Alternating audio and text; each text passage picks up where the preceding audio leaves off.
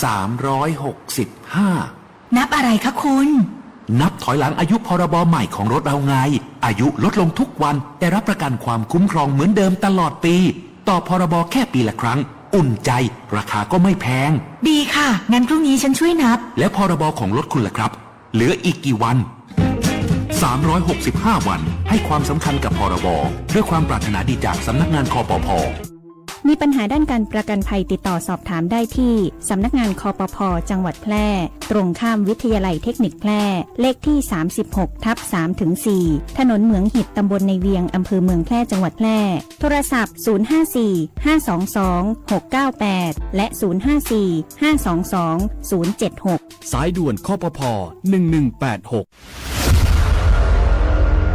จากสถิติของทางการพบละอองไทยเสียชีวิตจากการจมน้ำจำนวนมากทุกปีโดยเฉพาะในช่วงหน้าร้อนผู้ปกครองควรใส่ใจและดูแลเด็กๆอย่างใกล้ชิดควรสอนเด็กให้ว่ายน้ำเป็นรู้วิธีเอาตัวรอดจากการจมน้ำควรสวมใส่อุปกรณ์ป้องกันการจมน้ำขณะลงเล่นน้ำเรียนรู้วิธีช่วยคนจมน้ำเช่นตะโกนขอความช่วยเหลือโยนอุปกรณ์ให้คนจมน้ำยื่นอุปกรณ์ให้คนตกน้ำจับและเตือนเด็กเสมอถึงอันตรายทางน้ำเช่นอย่าใกล้แหล่งน้ำเพราะอาจลื่นล่มพลัดตกลงไปในน้ำใดอย่าเก็บสิ่งของที่ตกลงไปในน้ำเองควรแจ้งผู้ใหญ่ให้ช่วยเก็บอย่าก้มหรือชะโงกลงไปในโอ่งน้ำตุ่มน้ำถังน้ำเพราะอาจหัวทิ่มลงไปในน้ำใดพบเห็นคนตกน้ำแจ้งสายด่วนกู้ชีพกู้ภัย1669ทันทีด้วยความห่วงใยจากผู้ว่าราชการจังหวัดแพร่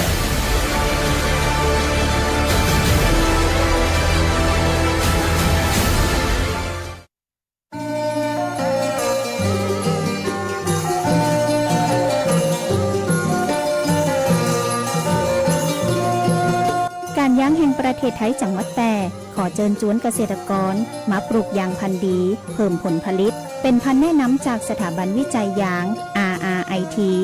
251 กับ RRIT 3904 ยางพันธุ์ดี RRIT 251เปลือกหนาปานกลางต้านทานโรคได้ดีทรงผุ่มใหญ่เหมาะกับพื้นที่ราบระยะการปลูกบ่ควรต่ำกว่า 3x5 เมตรส่วนยางพันธุ์ดี RRIT 3904 ใหญ่เร็วผลผลิตสูงต้านทานโรคเยี่ยมเหมาะที่จะปลูกในตีลาดชั้นเกษตรกรตีสนใจสามารถสอบถามเพิ่มเติมได้ตีการยางแห่งประเทศไทยจังหวัดแพร่โทร 054-069-605 มาติดต่อเลยนะเจ้า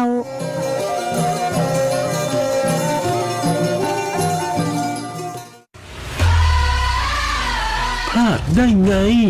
ต้องไปเที่ยวงานแพร่ชาร์มมิ่งที่ยกขบวนสินค้าและการแสดงจากจังหวัดแพร่มาโชว์ให้คุณชมเช่นแฟชั่นผ้ามะฮ่อมผ้าทอกระเป๋าสวยๆผลิตภัณฑ์ไม้สักงานฝีมือและเครื่องดื่มขึ้นชื่อจากแพร่ชมการแสดงแสงสีเสียงตำนานเมืองแพร่แห่ระเบิดดนตรีกิจกรรมสำหรับเด็กและมีโปรโมชั่นดีๆอีกเพียบขนมาให้ช็อปและชมถึงที่พลาดได้ไงไปเที่ยวกันนะวันที่ 24-26 เมษายนนี้ที่สวนสุขภาพเฉลิมพระเกียรติร9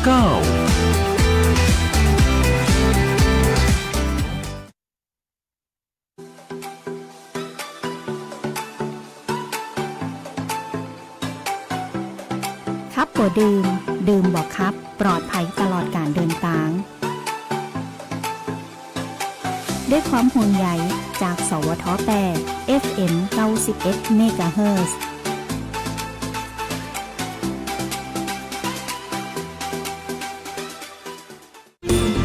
วิทยุแห่งประเทศไทยจังหวัดแพร่ 91 เมกะเฮิรตซ์ให้ความรู้คู่ความสุขที่นี่สถานีวิทยุกระจายเสียงแห่งประเทศไทยจังหวัดแพร่ส่งกระจายเสียงด้วยระบบ FM สเตอริโอมัลติเพล็กซ์ความถี่ 91 เมกะเฮิรตซ์จากนี้ไปติดตามรับฟังรายการแพร่สารฝันพลังใจโดยเครือข่ายดีเจคนพิการ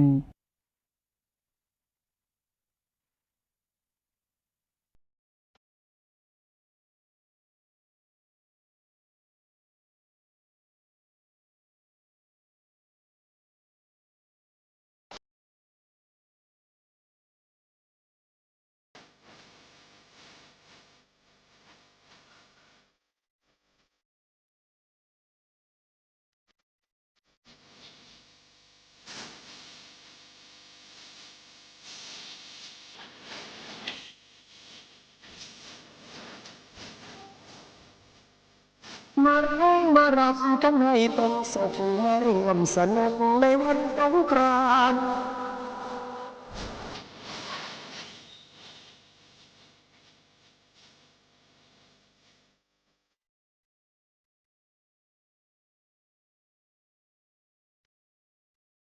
วันนี้เรามาทำนะจนกันเข้าวัดตักบาตร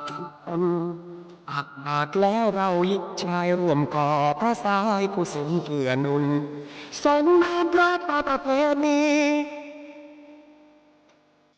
พวกน้องที่ร่วมไปทำบุญ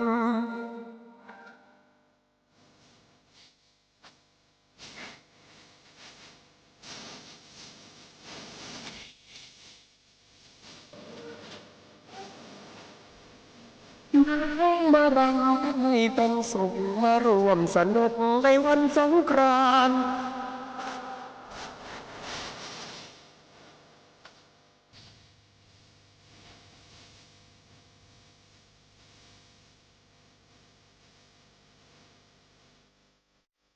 สุขวันทั้งครอบครัวหนุ่มสาวรวมตัวรดน้ำผู้ใหญ่พ่อแม่ให้กำเนิดเราแม่ผู้เฒ่าปู่ย่าตายายพาจากท่านผู้ใหญ่ที่ไม่เป็นมงคลชีวิต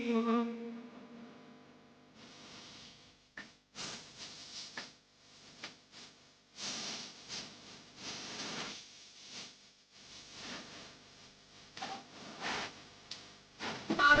ารำให้เป็นสุขมารวมสนุกในวันสงกรานต์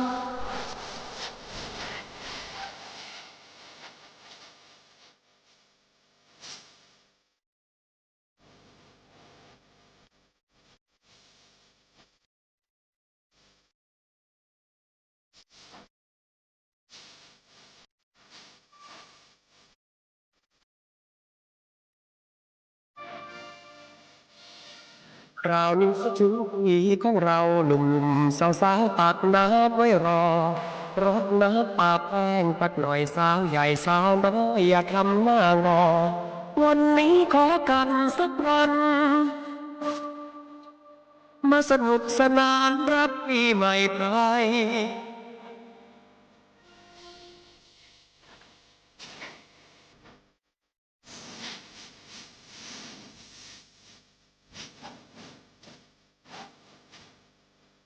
มารำกันให้เป็นสุขรวมสนุกในวันสงกรานต์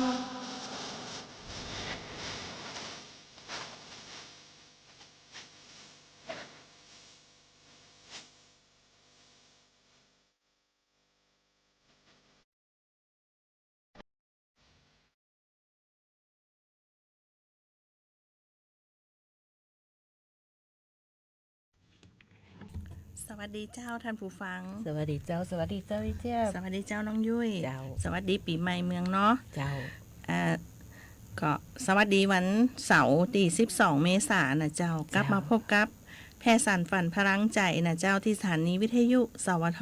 891 เมกะเฮิรตซ์เจ้าโดยมีข้าสองสาวหน้ามนต์คนบ่งามข้าเจ้าเจี๊ยบทิตนาถยันยงนะเจ้า เจ้าน้องยุ้ยเสาลักษณ์มีสิริเจ้า เจ้าก็จะพบหมูเฮาได้เวลา 15:10 นาทีถึง 16 นาฬิกาเป็นต้นไปนะเจ้า เจ้า ท่านผู้ฟังสามารถรับชมรายการแผ่สารฝันพลังใจได้2ช่องทางนะเจ้าเจี๊ยบ เจ้า ทาง Facebook แฟนเพจสวทแผ่แล้วก็วิทยุออนไลน์สวทแผ่เจ้า เจ้า แล้วก็โทรมาขอเพลงได้ในรายการเลยนะเจ้าตีเบอร์ 054-523-516 เจ้าเจี๊ยบ เจ้าตะกี้ก็ก่อนเข้ารายการเนาะ เจ้า แฟนรายการก็แม่พินแม่ป๋าบ้านทองซ้อเนาะเปิดก็ฟังหมู่เฮาทุกเสาร์ทุกอาทิตย์นะเจ้าเปิดก็ว่าน้อยเปิดเพลงปีใหม่เนาะเจ้าเปิดเพลงตั้งแต่ต้นรายการเลยนะเจ้า เจ้า เฮาก็เปิดให้ท่านฟังเนาะวันนี้เฮาก็มีข่าวดีๆนำเรื่องราวดีๆมาเล่าสู่กันฟังนะเจ้ามันก็มีหลายเรื่องนะเจ้า เจ้า โดยเฉพาะเนาะปีใหม่เฮาเนี่ยเฮาก็เน้นเนาะตั้งแต่บอกปีใหม่มาแล้วสวมหมวกกันน็อกสวมหมวกนิรภัยทุกครั้งก่อนออกบ้านขับขี่ปลอดภัยนะเจ้า เจ้า ถึงบ้านโดยสวัสดิภาพบ่ต้องไอ้หยังอ่ะปีนี้นะเปิดก็มีมาตรการนะน้องยุ้ย เจ้า มีหยังพองนะเจ้า กฎหมายที่ต้องหู้ก่อนเล่นน้ำนะเจ้าอีเจี๊ยบ ใช่ เจ้าก็คือขี่มอเตอร์ไซค์บ่ใส่หมวกกันน็อกปรับละ500เจ้า เจ้า หลายคนโดนไปแล้วเจ้าอีเจี๊ยบ แม่น เจ้าแต่งตัวโป้เปื้อยว่าเจ้าเพิ่นว่านะ เจ้า โอ้ก็บ่ได้นะเจ้า แม่น เปิดเผยร่างกายนะเจ้า เนาะ โป้เปื้อยนี่นักกว่าบ่สวมหมวกกันน็อกก่อนนะเจ้า ใช่ 5,000 บาทเจ้าอีเจี๊ยบ ใช่ เจ้า เนาะ ลูบไล่ล่วง อืม คล้ำครึ้ง อืม กระทำอนาจารอีนะเจ้า อันนี้ซ้ำ คุก10 ปีเลย เจ้า ปรับแถม20,000 เจ้าเปิ้นบอกว่าล่วงไข่สไลด์หนอนคุกคามทางเพศ อันนี้ก็เหมือนกันเจ้า ใช่ คุก10 ปีปรับ20,000 เจ้า เจ้า ใจปืนแรงดันน้ำฉีดใส่ผู้อื่น ได้รับอันตรายปืนบางอย่างเจ้าเจ็บน้องโดนมากับตัวปีแล้วอ่ะ อืม มันแห้งจนบ่แบบ แส แด บ ง หูแสบตาหมด เจ้า นะเจ้า พ่นใส่กันอีนะเจ้า อันนี้ก็บอนะเจ้า เจ้า คุก6 เดือนปรับ10,000 บาทนะเจ้า เจ้าสาดหมัวโดนขนบ่เล่นน้ำดิบ่ยินยอมน้องบ่โฮดน้องบ่โฮดเพราะของมันจะเสียหายนะเจ้า อืม โดนก็เจ้าจะอีไอ้ ใช่ คุณอย่าไปคิดว่า มึงมาเล่นมึงก็เข้าบ้านไปกั เจ้า มึงอยู่บ้าน เจ้า บ่ได้แล้วนะเจ้า เจ้า คุก1 เดือนปรับแถม10,000นะเจ้า เจ้าสาดซุ่ม4ซุ่ม5ก็บ่ได้เจ้า เจ้า ยังเตือนว่าไม่3ไม่4อย่าไปโฮด อืม เปิ้นมือถือเปิ้นรู้ หึ ยายมือถือ จ้ะ พังของเสียหาย อันนี้ อืม นักอยู่เจ้า 3 ปีปรับ60,000เนาะ เจ้า จ้ะ สาดน้ำแข็งเอาน้ำแข็งใส่ในถังแล้วเจ้าละสาดแล้วกับนี่เสียกับนี่น้ำแข็งสะเด็นน่ะ บางเตือนี่ย่างข้างหัวแตกเลยนะเจ้า อืม อันนี้กระโดนเหมือนเจ้า ฐาน เหมือนกัน ประมาทเนาะ เจ้า คุก1 เดือนปรับแถม11,000เจ้า เจ้าก่อเสียงดัง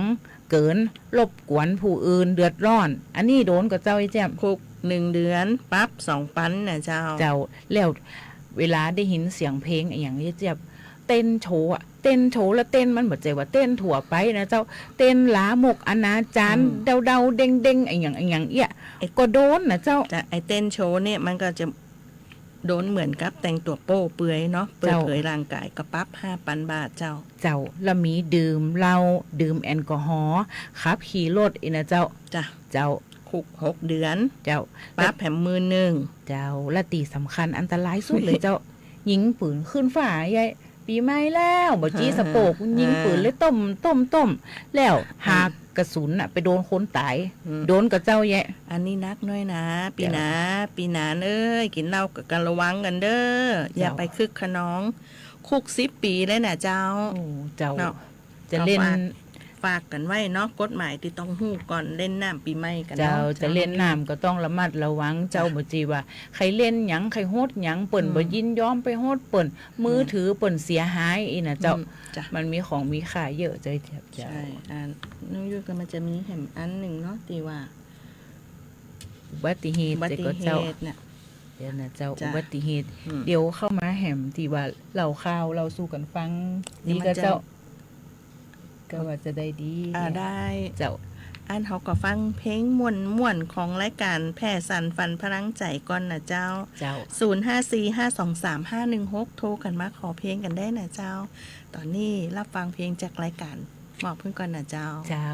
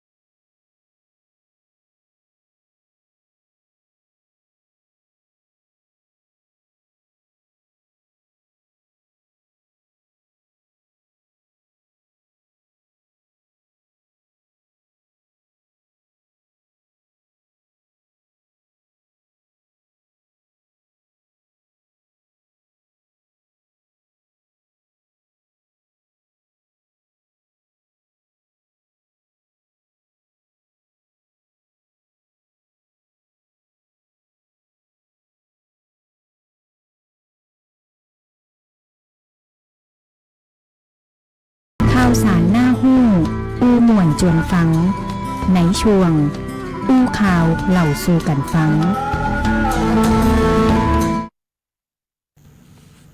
เจ้ากลับมาช่วงอู้ข่าวเราสู่กันฟังนะเจ้าเนาะหลังจากที่เราฟังเพลงม่วนๆมาแล้วน้องยุ้ยก็จะมีข่าวเกี่ยวกับผู้ว่าเนาะ เจ้า เป็นพูดถึงอุบัติเหตุช่วงที่ผ่านมานี่เนาะ เจ้า เดือนนี้ล่ะ เดือนนี้เลยเจ้า เจ้า11 เมษายนนี่เนาะ เจ้า จ้ะ ภายใต้การอำนวยการของนายสมชัยเลิศประสิทธิพันธ์ผู้ว่าราชการจังหวัดแปรเนี่ยนะเจ้า เจ้า ผู้อำนวยการศูนย์อำนวยการความปลอดภัยทางถนนจังหวัดแพร่ ขอรายงานข้อมูลอุบัติเหตุทางถนนช่วงเทศกาลสงกรานต์พ.ศ. 2568 ช่วงควบคุมเข้มข้นเจ้าไอเจ็บ เจ้า ระหว่างวันที่11 ถึง 17 เมษายน ปี 2568 ดังนี้นะเจ้า วันที่ 11 เมษายน 2568 วันที่ 1 ของการรณรงค์เกิดอุบัติเหตุจำนวน 5 ครั้งแล้วเจ้า จ้า ผู้บาดเจ็บ 6 ราย เป็นหญิง 4 ราย ชาย 2 ราย แต่บ่มีผู้เสียชีวิตนะเจ้า อำเภอที่เกิดอุบัติเหตุได้แก่อำเภอเมืองแพร่เกิด2 ครั้งเจ้าเจ็บบาดเจ็บ2 รายอำเภอ2เกิด2 ครั้งบาดเจ็บ2 รายอำเภอร่องกวางเกิด1 ครั้งบาดเจ็บ2 รายเจ้าถึงแจ้งมาฮืออันนี้นะเจ้าทราบว่าช่วงเนี้ยระวังอุบัติเหตุกันด้วยเจ้า แม่น จาก อย่าง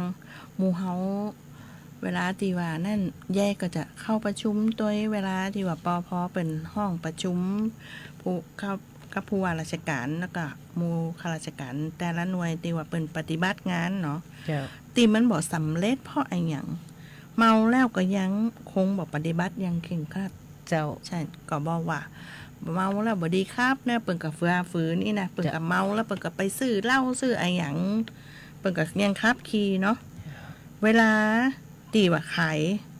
ายเหล้าขายแอลกอฮอล์ก็ยังบ่เข่งครัดนะ เจ้า เนาะเปิ่นคือขายเวลานั่นก็ยังขายก่อนลักขายก่อนอย่างนี้นะ เจ้า เวลาเกิดอุบัติเหตุรถพยาบาลเปิ่นก็ยังล่าช้าอยู่อะมันก็เลยเนี่ยแบบ มันยังติดคัดอยู่นะเจ้า เจ้า กะมันยังมีแหมข่าวหนึ่งที่ว่าเตือนประชาชนเนาะ เจ้า เฝ้าระวังพายุฟ้าคะนองลมกระโชกแรง 12-14 เมษายนนี่เจ้า ย่ำให้ผู้ที่อยู่ในพื้นที่เสี่ยงปฏิบัติตามคำแนะนำคำเตือนอย่างเคร่งครัดนะเจ้า เจ้า นายสมชัยเลิศประสิทธิพันธ์นะเจ้าผู้ว่าราชการจังหวัดแพร่ผู้อำนวยการจังหวัดเตือนชาวแพร่นะเจ้าคือเฝ้าระวังพายุฟ้าคะนองลมกระโชกแรงนะเจ้าที่อาจจะเกิดขึ้นในช่วงวันที่12 ถึง 14 เมษายนนะเจ้า เจ้า มันเป็นช่วงที่ว่า ปีใหม่เฮาพอดีเนาะ แล้วมันอากาศก็ร้อนด้วยเจ้า ใช่ เจ้าแล้วมันเสี่ยงต่อการเกิดพายุฤดูร้อนเนี่ยนะเจ้าก็ต้องระวังกันเนาะ ใช่ให้ประชาชน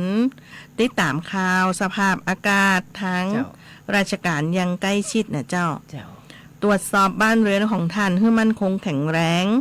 หลีกเลี่ยงการอยู่ที่โรงแจ้งดาดฟ้าระเบียงหดใช่เครื่องมือสื่อสารสื่อนำไฟเนาะ เจ้า อุปกรณ์อิเล็กเนื่องจากเสี่ยงต่อฟ้าผ่าน้องยุ้ย เจ้า หลีกเลี่ยงกันอยู่ใต้ปืนก็ไม่ใหญ่ สิ่งปลูกสร้างป้ายโฆษณาตีบอกแข็งแรงนะเจ้า เจ้า มันเสี่ยงแต่ละเจ้า ใช่ อย่างใส่ไอ้อย่างที่มันหล่อต่อสาย แม่น ฝ่าพานี่ก็ถอดออกทั้งหมดนะเจ้า เช่นถ้าป้ายที่มันบอกแข็งแรงมันก็ต้องเสี่ยง เพราะว่าอาจจะล่มทับและเป็นอันตรายต่อชีวิตเฮานะเจ้า เพิ่มความระมัดระวังต่อการสัญจรผ่านบริเวณพายุเนาะ จ้ะ เวลามันมีพายุมันก็ต้องมีลมมีฝนเนาะมันหนทางที่เขามันบังหน้าบังตาเขาหมดอะเวลาฝนสาดนี่คือเกษตรกรเตรียมป้องกันความเสียหายที่จะเกิดกับผลผลิตทางเกษตรและสัตว์เลี้ยงนะเจ้า ทั้งนี้คือหน่วยงานที่เกี่ยวข้อง เตรียมความพร้อมช่วยเหลือประชาชนอย่างทันท่วงทีหากประชาชนประสบอันตรายได้รับความเดือดร้อนต้องการความช่วยเหลือคือแจ้งมาที่สำนักงานป้องกันและบรรเทาสาธารณสุขจังหวัดแปรนะเจ้าหมายเลขโทรศัพท์0545222513นะเจ้าหรือสายด่วนปพเจ้า1784นะเจ้าและก็ย้ำให้ผู้อยู่ในพื้นที่เนี่ยเสี่ยงภัยปฏิบัติตามคำแนะนำอย่างเคร่งครัดนะเจ้าก็ต้องระวังกันตัวเจ้าเพราะเขาบอกหูความรุนแรงของมันว่าจะเกิดขึ้นหนักหรือว่าบ่หนักอีนะเจ้าเนาะบางพื้นที่นี่หลังคาปิวเลยเจ้าอย่างปีที่แล้วเนี่ยเสาไฟหน้าศาลวัดสีจุ้มนะเจ้ากลนแบบเป็นแลบเลยนะเจ้ายังหันกันนะเจ้าปีที่แล้วนี่เสียหายเยอะอยู่เจ้าก็ระวังเนาะเจ้าเนาะแล้วก็เขาก็มีเริ่มแล้วนะเจ้างานขนนอ้อหอมแปะม่วนแต่ปีใหม่เมืองนะเจ้า9-13 เมษา2568มีเสื้อมะฮ่อมสวยๆราคากันเองของกินอร่อยเอาเสื้อมะฮ่อมเก่ามาย่อมฟรีปีแล้วก็บ่ตันเนาะมีตัวก็เจ้าเอาเสื้อมะฮ่อมไปย่อมนะเจ้าเนาะตีลานวัฒนธรรมหน้าโรงเรียนบ้านตุงโฮงนะเจ้าหรือตุงโฮงอภิวังวิทยาลัยบ้านตุงโฮงอำเภอเมืองจังหวัดแปรนะเจ้านายสมชัยเลิศประสิทธิพันธ์ผู้ว่าราชการแปรนายชัยศิษฐ์ชัยสำริดผลรองผู้ว่าราชการแปรนะเจ้านายวีรการบุญต้นพัฒนาการจังหวัดแปรนะเจ้าส่วนราชการชาวตุงโฮงนะเจ้าร่วมเปิดงานถนนเมืองฮอมแปะม่วนแต่ปีใหม่เมืองคือนักท่องเที่ยวชาวแปะแล้วก็จังหวัดใกล้เคียงบ้านเฮานี่นะเจ้ามาแอลกันเทศกาลสงกรานต์ได้เลือกเสื้อผ้ามะฮ่อมสวยๆราคากันเองนำไปเล่นน้ำปีใหม่กันนะเจ้าหรือเป็นของฝากเนาะงานนี่ก็จะเริ่มตั้งแต่วันที่9นะเจ้าวันที่9มาแล้วเนาะเริ่มมาแล้วนะเจ้าถึงวันผูกนะเจ้ากิจกรรมในงานก็พบกับสินค้ามะฮ่อมราคาพิเศษเสื้อมะฮ่อมตัวละ100วืดเฮาไปกันหนอน้องยุ้ยเนาะเดี๋ยวเลิกแล้วไปเนาะบริการเสื้อเก่ามาย้อมใหม่ฟรีวันละ50 ตัวเจ้าจะตันก็นะเจ้านั่นน้อมได้แต่เจ้าแล้วก็เจ้าสอนวาดสีมะฮ่อมสีย้อมสีมะฮ่อมสอนทำผ้าเช็ดหน้ามัดย้อมมะฮ่อมสอนเพชรปูนปัสเตอร์สอนทำพวงกุญแจด้วยนะเจ้ากิจกรรมน่าสนใจหลายอย่างเลยนะเจ้าปาลูกหลานไปก็ได้เนาะสำหรับเด็กๆและครอบครัวนะเจ้ามีเพลงของวงการสลองมาตัวนะเจ้าและเยาวชนจากโรงเรียนต่างๆนะเจ้าและการแสดงอื่นๆทุกวันเนาะซื้อสินค้าภายในงานร้านแล้วก็เข้าร้านค้าที่เข้ารวมนะเจ้ารุ่นโชคทุกวันมีจับแจกรางวัลเครื่องใจไฟฟ้าทุกวันนะเจ้าฝากไว้ตัวเจ้าพอเทศกาลนี่เสื้อมะฮ่อมเจ้าเมืองแปดทั้งใส่เสื้อมะฮ่อมผ้ามัดย้อมไอ้นะเจ้าซึ่งเป็นอัตลักษณ์น้องยุ้ยได้ยินเกี่ยวกับที่ว่าเปิ่นขึ้นเป็นอัตลักษณ์ของจังหวัดตีว่าประกาศเร็วๆนี่ก็เจ้าเป็นผ้ามะฮ่อมนี่นะเจ้าเนาะเขาได้รางวัลมากันนะเจ้าจังหวัดแปะเจ้าว่าเป็นมรดกทางวัฒนธรรมอย่างสักอย่างเนี่ยเดี๋ยวจะไปหาข้อมูลกันนะเจ้าพักฟังเพลงตีเป็นเพลงของม้าเลยตีข้างเจ้าของแม่จิ๋วเจ้าแม่จิ๋วอรพินใจหนองบัวชุมชนสีจุ้มบนว่าคอยทางที่นางร้องเนี่ยเจ้าจัดทั้งปลากำเตอร์ไปอย่าซ้อมไปซ้อมร้องนี่ว่าเจ้าแฟนรายการเจ้าหลายตีเนาะเจ้าเนาะทักทายป้ามพันบ้านนาหลวงนะเจ้าอีเจียมเจ้าน้องหันทาง Facebook ป้ามพันบ้านนาหลวงสิ้นติ่นโจกงามมากเลยเจ้าเดี๋ยวจะได้หลังไม้ก็เปิดแล้วเจ้าพักฟังเพลง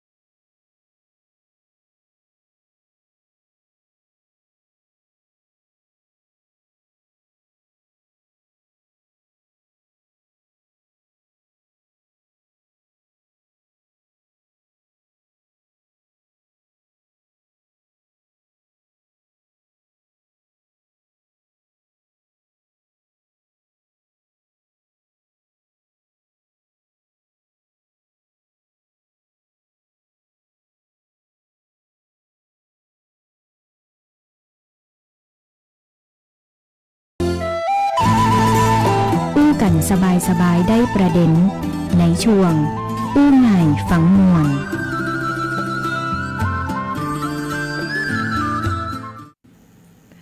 เจ้าวันนี้อันเล่าข่าวสู่กันฟังไปแล้วเนาะเฮากลับมาช่วงอู้ง่ายฟังม่วนนะเจ้าฟังเพลงจากรายการเฮาก็เปิดให้ทันแล้วก็ปีใหม่เนี่ยนอกเหนือจากนั้นแต่ละชุมชน เจ้า มันก็จะมีแต่งรถแกงคั่วกะเตรียมจัดขบวนกะ เจดีไซน์ เจดีไซน์เนาะ มั มัน น กั กั บบ โปกเจ้า มันก็จะไล่กันไปเนาะวันอย่างเช่น วันผูกก็จะแข่ง ของเทศบาลเมืองแปดเจ้า เนาะ กาสามไว้ การสามไว้นะเจ้าใครว่างก็ไปแอลกันนะ ห้า เจ้า โมงเป็นต้นไปนะเจ้าจะ จ้ะ มีการประกวดลาบแพร่เจ้า เนาะ แล้วก็ลาบเมืองแปรแล้วก็แกงโฮอินะเจ้า เจ้า แล้วก็สะโปกเจ้า อืม แต่เปิ่นจัดงานตั้งแต่เที่ยงไปเลยเจ้าเที่ยงนี่ได้ยินว่าเป็นวงดนตรีนะเจ้า จ้ะ วิทยาสาวเจ้า อ่า ถ้าน้องอยู่จำได้เดี๋ยวไปแวะเต้นสักกัมก่อน ถ้า นะเจ้า ถ้าไข่จิ้มลาบก็มาอันแวะซุ่มของฮองซ่อ เจ้า ถ้าจะจิ้มขั้วโฮก เจ้า ก็ไปแวะซุ่มสีจุ้มนะเจ้า อุ้ยสาวๆทั้งนั้นแหละเจ้า เนาะ ของสีจุ้มนี่งามนะเจ้า อ่า ถ้ายางหันว่าน้องยุ้ยตัวเป็นๆเนี่ยเป็นจะได้ฮะอีเนาะไปทักทายกันได้เจ้า เจ้า ว่าเป็นจะได้ตัวแต่เป็นจะได้ตรงปกกออีนะเจ้าไปแวะตีแกงโหได้นะเจ้า ถ้าไปพอหายายาเจี๊ยบนี่นะบอกพอยากนะเจ้าพอสีผมแวะง่ายๆพอสีผมไว้นะเจ้าทักทายกันได้นะเจ้า เจ้าทักทายเฮาสองคนถ้าป้ากัน อ่า ตีอันขบวนแฮหรือว่าอย่างเข้ามาขอถ่ายรูปกันได้เลยเจ้า เจ้า แล้วเจ้าว่าแฟนเพลงฟังมาจากแผ่สารฝันพลังใจนี่ อยู่ ก็ ตัง ตัว ใด แท้ เนาะอีเนาะ เจ้า เจ้า เจี๊ยบเจ้ามีเรื่องของการประปาส่วนภูมิภาคสาขาแพร่ อืม มันแจ้งตัวเจ้า จ้ะ เปิ้นว่าขอความอนุเคราะห์ประชาสัมพันธ์น้ำประปาไหลออนถึงบไหลเลยในช่วงเทศกาลสงกรานต์เพราะว่าใจน้ำกันหนักเจ้า เจ้า ด้วยจังหวัดแพร่กำหนดจัดประเพณีสงกรานต์ Amazing สงกรานต์แพร่2025แอลกาดกำตุงหนุ่งหม้อห้อมปีใหม่เมืองนี่นะเจ้า เจ้า เพื่อส่งเสริมวัฒนธรรมประเพณีอันดีงาม พร้อมทั้งกระตุ้นเศรษฐกิจ และการท่องเที่ยวของจังหวัดแพร่ ระหว่างวันที่7ถึง21เมษายน2567ณบริเวณควงวัฒนธรรม เมืองแปรหรือตีเฮาฮู้จักกันในนามว่าการสำไว้นะเจ้า เจ้า เจี๊ยบ และในเขตเทศบาลเมืองแพร่ด้วยในวันที่17เมษายน2568การจัดงานนะเจ้าที่ถนนเจริญเมืองเนี่ยในช่วงนั้นเนี่ยจะมีการจ่ายน้ำประปาในปริมาณที่สูงมากกว่าปกติเจ้า เจ้า และอาจส่งผลกระทบต่อการกระจายน้ำในพื้นที่ อืม สูงและห่างไกลเนี่ยฮื้อน้ำเนี่ยอ่อนนะเจ้าถึงบไหลเลย ทางนี้ขอให้ประชาชนในพื้นที่เนี่ยโปรดสำรองน้ำประปาไว้ใช่นะเจ้า จ้ะ คนว่าให้ตวงไว้เจ้า เนาะก่อนที่จะถึงวันที่17ก็ เจ้าใน เอาให้เต็ม วันเวลา หม้อโอ่งทุกอันเนาะ ดังกล่าวเจ้า เจ้า เจ้าเยียบ อย่างวันที่14-15นี่บ้านเฮาก็จะดำหัวคนละคนบอกว่าใหญ่ไม่ใหญ่กันเนาะ เจ้า แล้วก็วันที่15ก็จะส่งน้ำพระกัน เจ้า เนาะประเพณีของเฮามันก็จะเป็นจะอันแล้วก็วันที่14นี่ก็ประกวดเจดีไซน์ เจ้า เจ้า ว่าติทรงเข้าประกวดเจ้า เจ้าอย่างเช่นที่ว่า วัดเมทังเปิดก็เชิญมารวมส่งน้ำพระเจ้าเนาะ เจ้า แล้วก็พระครูวรเวทสังฆกิจเจ้าอาวาสวัดเมทังเจริญพรว่าด้วยวัดเมทังหรือวัดน้ำคือน่ะเจ้าอยู่ในเวียงเฮานี่น่ะเจ้าอำเภอเมืองเนี่ยเปิดก็เชิญชวนชุมชนน้ำคือเนาะชุมชนเทศบาลกำหนดงานประเพณีปีใหม่สงกรานต์วันที่14เริ่มตั้งแต่15 นาฬิกาเป็นต้นไปประกอบพิธีเจริญพุทธมณฑลตานตุงและก็สาย แล้วก็ห่มผ้าองค์พระธาตุวันที่15น่ะเจ้าเริ่มตั้งแต่7 โมงเนาะ เจ้า ทำบุญตักบาตรนะเจ้า เวลา 15 นาฬิกาในเจ้าเป็นต้นไปกับฟังเทศน์อานิสงส์สงกรานต์และพิธีเจริญพุทธมณฑลส่งน้ำพระหล่อผ่อน้ำเลี้ยงออกเสียนนะเจ้าและพระภิกษุสามเณรเสร็จแล้วก็ชมการแสดงต่างๆนะเจ้าเนาะ เจ้ามันจะมีงานแหมนะเจ้าได้ยินว่ากาดจองไตนะเจ้าเพิ่นก็จะจัดงานตัวนะเจ้าก็คือแต่ละชุมชนเฮาเนาะมีการจัดงานแล้วก็การจองใต้นี่เปิ้นก็มีงานเปิ้นก็มีขายของเปิ้นอยู่แล้วเนาะเจ้าจ้ะก็จะมีเสริมมาแหมน้อยเจ้าห่มผ้าพระธาตุวัดสวรรค์นิเวศเจ้าวันที่15 เมษายนเวลา 7:30 น.เนี่ยนะเจ้ากิจกรรมตักบาตรเจ้าแล้วก็จะมีรวมกิจกรรมตักบาตรแต่ละวัดเองนะเจ้าวันที่13เนี่ยเปิ่นตักตีอันนี้เจ้าวัดพระบาทเจ้าจำนวน50 ลูกในวันสงกรานต์อยู่พื้นที่ไหนเฮาก็ไปพื้นที่นั่นเลยเนาะเจ้าเนาะเอาใกล้ๆก่อนซ้อนมอเตอร์ไซค์กันไปก็อย่าลืมสวมหมวกกันน็อกเนาะแม่นใช่เพื่อความปลอดภัยนะเจ้าเนาะเจ้าวันที่17มันเป็นวันสุดท้ายของงานบ้านเฮาประเพณีบ้านเฮาแล้วเนาะเฮาก็ชมขบวนแห่เนาะปีนี้เฮามีกี่ขบวนนะน้องยุ้ยน่าจะเป็น14 ถึง 15ขบวนเจ้าก็ว่าชุมชนน้องยุ้ยรวมกับชุมชนพระนอนชุมชนวัดหลวงนี่อยู่ขบวนที่11แต่เจ้าห้องซ่อก็อยู่ไปเนาะเจ้าปีนี้เนาะจัดยิ่งใหญ่เจ้าแต่ละเวทีมันก็จะมีเวทีย่อยแหมเจ้าแล้วก็จะมีเวทีตีวงเวียนตีบนประตูใจเนี่ยก็มีคอนเสิร์ตเจ้าแม่นเอาติดตามข่าวสารได้ก็จะแจ้งวัยรุ่นหมู่เฮาก็จะเล่นกันที่อุโมงค์น้ำเจ้าเดี๋ยวนี้ก็มีแล้วเจ้าร้องละเทศบาลนะเนาะเจ้าสนุกสนานกันท่านนะเจ้าใกล้ที่ไหนไปที่นั่นเหมือนน้องวิวานะเจ้าเนาะก่อนที่จะมาช่วงนาสาระนะเจ้าเฮาก็พักฟังเพลงจากรายการแฮมสัก2 เพลงเจ้าเชิญรับฟังได้เลยเจ้า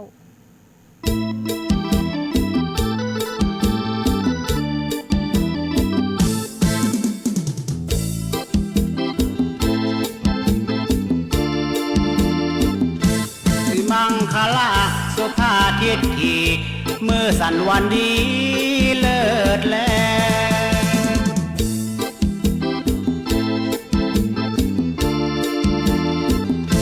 เลิกงามยามดีวันปีใหม่แก้วเป็นมาแถมแล้วสงกรานต์ล้านนาประเพณีมีมาแต่เก่าเช่นอุ้ยม่อนเท้า13 นานมานาเจ้าแม่นา13 เมษาเวียนมาถึงตื้อ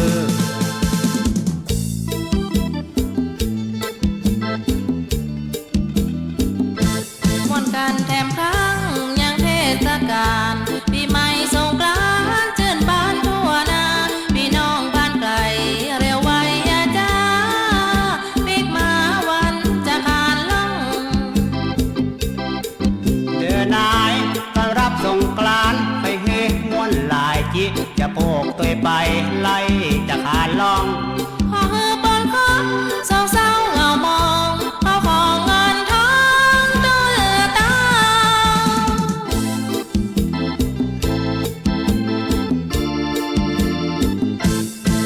13 เมษาจะขานล่องเจ้า14 วันเน่าเตรียมข้อของหัวตาล15 พายวันนั้นแต่ดำหัวพ่อแม่ที่เปิ้นป้ามานเอาของครัวตาลถวายสมภารพระเถรเนรใหม่รูปเรียนดอกไม้น้ำอบน้ำหอมส้มปล่อยใส่อ้อมพร้อมตั้งขันแก้วคารวะดำหัวคนเฒ่าได้แล้วพี่ไม่แก้วม่วนใจขนาแถมกำคนสายเขาวัดบุญหนุนนำตักบาตรฟังธรรมบาปกรรมหายแน่ลูกไก่ล่วงล้ำก้าวคำตามใจยกโดดเอาไป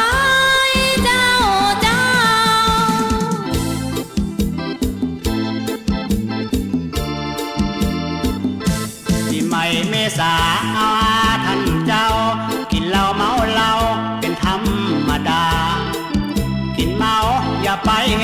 ลำอย่าไปบุ่มบำลำศอกลำวานาเจ้าแม่นาเข้าวัดไว้สากุศลบุญส่งทำบุญอุทิศกินตามไปหาผู้มอละนาทิศเหนือดอกไตทานของกินแล้วยังของใจอันใดก็มีกู้อย่าง สุขสวัสดีมีโจกแก้มมานที่ไม่สงกรานต์พี่น้อง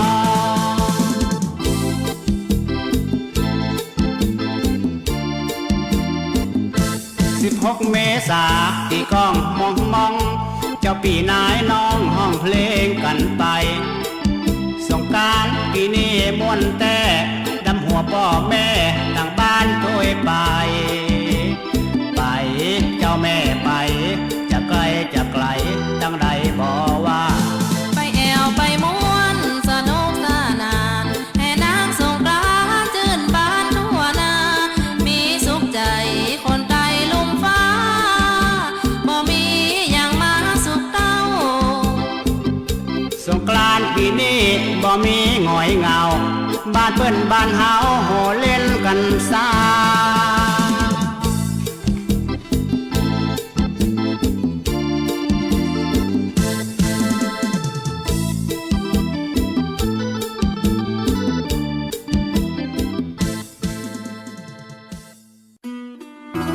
แบ่งกันปั่นความหู้ในช่วง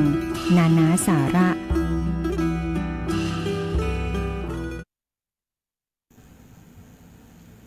เจ้าเข้ามาช่วงนานาสาระในช่วงสุดท้ายของรายการนะเจ้าเนาะเฮามีข่าวสารที่จะมาแจ้งให้ทุกท่านได้ทราบเจ้าของสกลในเวียงเจ้าเจี๊ยบเจ้าครูจงเปิ่นฝากมาเนาะเจ้าเปิ่นจัวว่าเจี๊ยบช่วยประชาสัมพันธ์จิมเดอร์สมัครเรียนสกลในเวียงน่ะเจ้าปฐมน่ะเจ้ามอต้นมอปลาย 1-30 เมษายนนี่น่ะเจ้าหลักฐานที่ต้องเตรียมมาน่ะเจ้า1น่ะเจ้าสำเนาวุฒิเดิมเนาะสำเนาทะเบียนบ้านสำเนาบัตรประชาชนสนใจก็ติดต่อที่ครูจงจิตเขื่อนเก้าน่ะเจ้าครูสกลตำบลในเวียงน่ะเจ้า1-30 เมษายนแต่มีติดต่อแหมตีอยากสอบถามก็ตีห้องสมุดประชาชนที่หน้าโรงเรียนนารีรัตน์ได้เลยนะเจ้า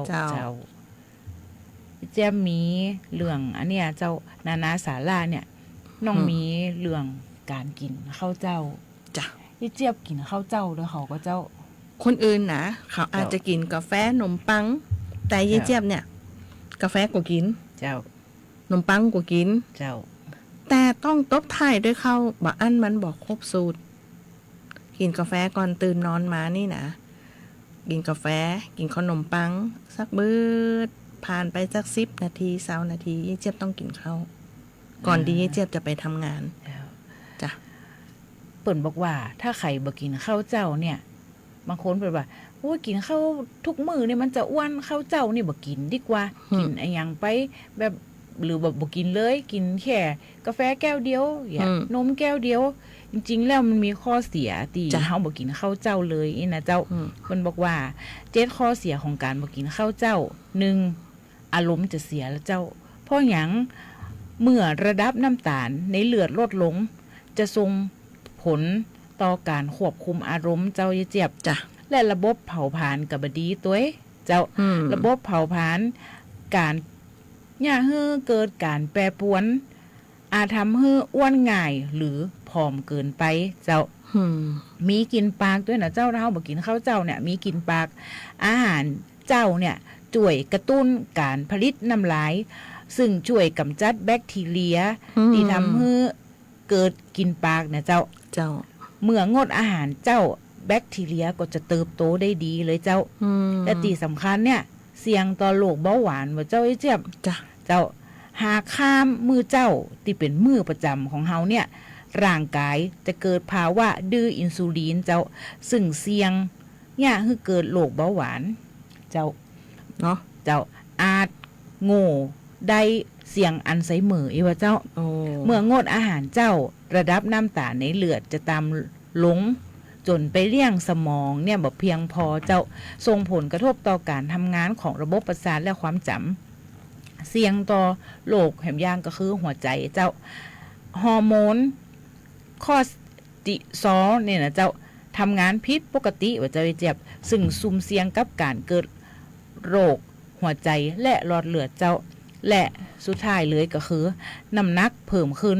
อดมือเจ้ามีแนวโน้มว่าจะกินนักในมื้อเที่ยงเจ้า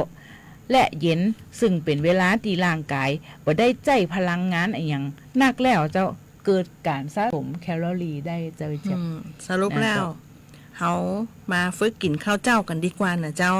เฮาบ่ต้องกินกาแฟอย่างเดียวกินข้าวเจ้าลดโรคลดอ้วนแล้วก็ฆ่าแบคทีเรียได้ตัวนี้นะเจ้าแล้วมันก็จะบ่อย่างเฮาเป็นพวกอัลไซเมอร์อย่างเงี้ยนะเจ้ากินไปเจ้าข้าวเจ้านะบางครั้งเนี่ยสักน้อยก็ยังดีบ่ยากแน่อย่าก็กินสักน้อยนะเจ้าก่อนนำรายการจากลาก็ฝากจิ้มนะเจ้าปีใหม่เฮานี่เนาะลดอุบัติเหตุด้วยตัวเฮาเริ่มต้นที่ตัวเฮานะเจ้าเมาบ่ครับเนาะโทรบ่ครับง่วงบ่ครับนะเจ้าเนาะถ้าป้าน้องเจี๊ยบที่ไหนก็สามารถมาทักทายขอไปติดสติ๊กเกอร์ได้นะเจ้าเนาะจ้ะเป็นสติกเกอร์หน้าฮักเจ้าเนาะเป็นน้องหมูเด้งเจ้าอยากให้คนไทยเมาบ่ครับเจ้าขอตีเจี๊ยบได้เลยนะเจ้าครับขี่ออกไปบ้านก่อท่าเป็นรถใหญ่ก็ขาดเข็มขัดนิรภัยนะเจ้าขาดเบลเฮียมอเตอร์ไซค์ก็สวมหมวกกันน็อกเจ้ามันก็จะช่วยได้เยอะเจ้า1มอเตอร์ไซค์เฮาสวมหมวกกันน็อก1เบื้องต้นเฮาปลอดภัยเนาะ2ตำรวจเปิ่นจับแต่นะเจ้าเปิ่นปั๊บแต่บ้านของซ่อโดนแล้วนะเจ้า500ขับขี่บ่สวมหมวกกันน็อกนะเจ้าเพราะฉะนั้นปลอดภัยถึงตัวเฮาปลอดภัยถึงเฮาบ่เสี่ยงตังตัวเนาะเจ้ามาถึงช่วงท้ายของรายการแผ่สารฝันพลังใจของวันนี้นะเจ้าข้าเจ้าก็ต้องนำรายการแผ่สารฝันพลังใจจากลาท่านผู้ฟังไปก่อนนะเจ้าเสาร์และวันอาทิตย์นะเจ้าเราก็มาพบกันใหม่ 15:10 นาทีถึง 16 นาฬิกานะเจ้าทางสวท8 FM 91 เมกะเฮิรตซ์นะเจ้าสำหรับวันนี้ข้าเจ้าเจี๊ยบจิตนาถยันยงข้าเจ้าน้องยุ้ยสวรักษ์มีสิริเจ้าขอนำรายการจากลาท่านผู้ฟังไปก่อนนะเจ้าสวัสดีปีใหม่เมืองนะเจ้าสวัสดีเจ้า